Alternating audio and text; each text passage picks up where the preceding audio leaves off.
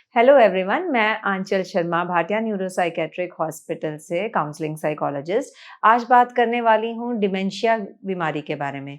Last video में जैसे कि हमने डिमेंशिया की जानकारी ली थी कि ये बीमारी है क्या, कैसे होती है और इसके लक्षण क्या हैं। आज की वीडियो में हम बात करेंगे उन फैमिली मेंबर्स के लिए जिनकी फैमिली में डिमेंशिया के पेशेंट हैं। आज हम बात करेंगे कि एज अ फैमिली मेंबर आप लोग ऐसे पेशेंट्स का ध्यान कैसे रख सकते हैं और कैसे बिना स्ट्रेस लिए या बिना एजिटेटेड हुए हमको पेशेंट की टेक केयर करनी है। क्योंकि हमने लास्ट टाइम ये सुना है या जानकारी ली है कि डिमेंशिया के पेशेंट्स के साथ काम करना काफ़ी टीडियस हो सकता है, क्योंकि वो पेशेंट्स बिल्कुल ही फॉरगेटफुलनेस होनी शुरू हो जाती है, एक ही चीज़ को दोहराते रहते हैं। पेशेंट्स को नहीं पता चलता है कि इंडिपेंडेंटली उनको काम कैसे करना है। तो फैमिली मेंबर्स के लिए बहुत मुश्किल हो जाता है उस समय पेशेंट को एक ही बात को बार-बार दोहरा के समझाना। लेकिन आज हम इन चीज़ों पे ही डिस्कस करेंगे कि हमको ये मैनेज कैसे करना है। बीइंग अ फैमिली मेंबर सबसे पहले आपको बहुत सारी पेशेंस की ज़रूरत है। अपनी सेहत का ध्यान रखें और खूब पेशेंस के साथ पेशेंट को मैनेज करें। अवॉइड करिए कि आप छोटी-छोटी बात पे चिढ़ रहे हैं। अगर आपको थोड़ा-सा भी गुस्सा आने लग पड़ा है या आप इरिटेट हो रहे हैं क्योंकि पेशेंट एक ही बात रिपीट कर रहा है, ट्राई करो उस समय थोड़ा-सा साइड पे होके डीप ब्रीथ करके फिर दोबारा रीगेन करो कि वो एक पेशेंट है। वो बुजुर्ग इंसान आपको तंग करने के लिए ये नहीं कर रहे, आपको डेलिबरेटली नहीं परेशान कर रहे हैं। वो तो खुद से ही बेचारों को नहीं पता चल रहा है कि चीज़ों को मैनेज करना है। So they are helpless, they need your help and your support. अपने आप को शांत रखें और दोबारा से फोकस करिए कि एज अ पेशेंट हम उस इंसान के साथ बात कर रहे हैं।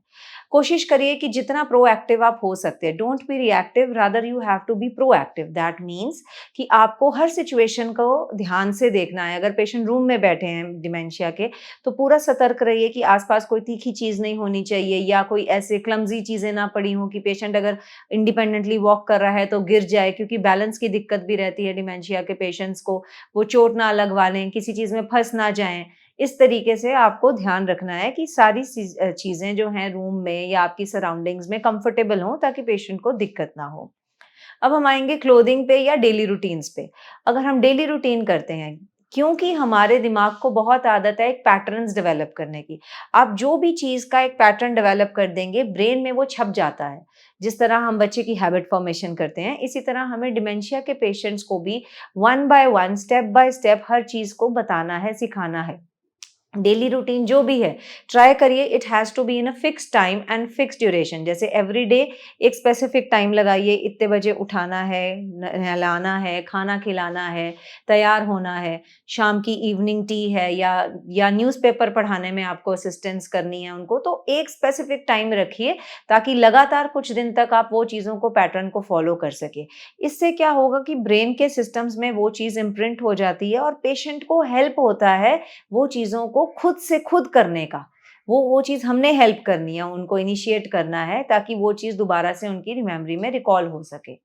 फिर इसके बाद आती है क्लोथिंग। अगर हम कपड़ों की बात करें, हमने बिल्कुल ही पेशेंट को अपने ऊपर डिपेंडेंट नहीं कर देना। So selection of clothes has to be very appropriate. Try करिए कि थोड़े खुले कपड़े जिसमें इलास्टिक्स हों या ज़िपर्स हों, वो पहनाएँ रादर दैन जिसमें कॉर्ड्स हों या बटन्स लगाने पड़ रहे हैं, क्योंकि पेशेंट इंडिपेंडेंटली बटन वगैरह नहीं बंद कर सकते। तो ईज़ी क्लोथिंग जो कि पेशेंट थोड़ी-सी आपकी मदद से खुद ब खुद वो पहले पहन सकें, वो करिए।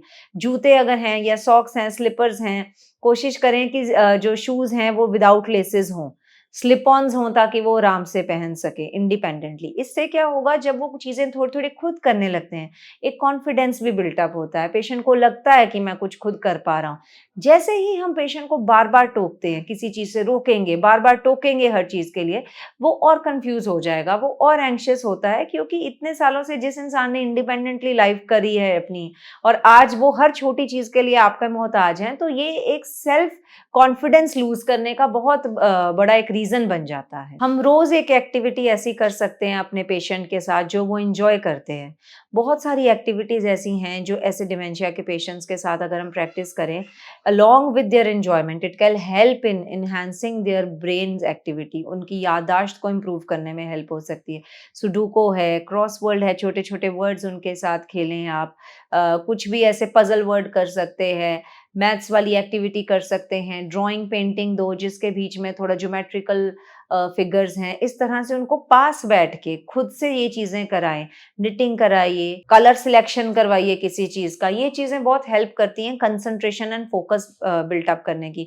अगर आप हमारे पास आते हैं, ऐसे और बहुत एक्टिविटीज़ हैं जो हम आपको डिटेल में एक्सप्लेन करके बता सकते हैं, जो कि पेशेंट के लिए हेल्पफुल होंगी। एक टू डू लिस्ट बनाइए, अपने फ्रिज पे रिमाइंडर कॉल्स लगा दीजिए, फ़ोन पे रिमाइंडर कॉल्स लगा दीजिए, कहीं पे भी स्लिप्स लगा दीजिए रूम में, जो-जो काम करने हैं लिख के रखिए ताकि पेशेंट को इस चीज़ की असिस्टेंस हो, इंडिपेंडेंटली जब भी पड़े उसको याद आ जाए।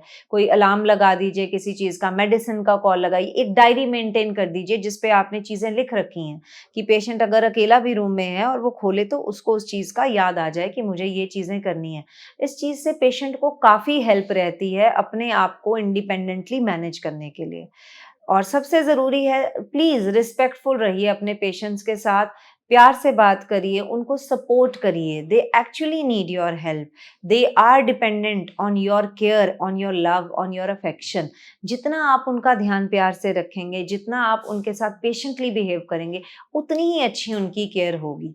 ये तो सिर्फ फैमिली का पार्ट था, लेकिन सबसे ज़रूरी है ये केयर जो हम एज़ अ फैमिली प्रोवाइड कर रहे हैं, एक बढ़िया से प्रोफेशनल से उनको दिखाइए, अच्छे डॉक्टर की, अच्छे थेरेपिस्ट की ज़रूरत है, जो-जो मेडिसिन्स हैं, क्योंकि इस डिमेंशिया बीमारी में एक प्रॉपर मेडिकेशन की बहुत ज़रूरी है, क्योंकि ये प्रोग्रेसिव है, तो हम इस बीमारी को वहाँ पे ही रोक सकें, पेशेंट को और वर्सन ना होने दें। जितनी जल्दी हो सके अपने पेशेंट को डॉक्टर की सलाह के लिए लेकर जाइए और जल्द से जल्द उनका इलाज कराइए।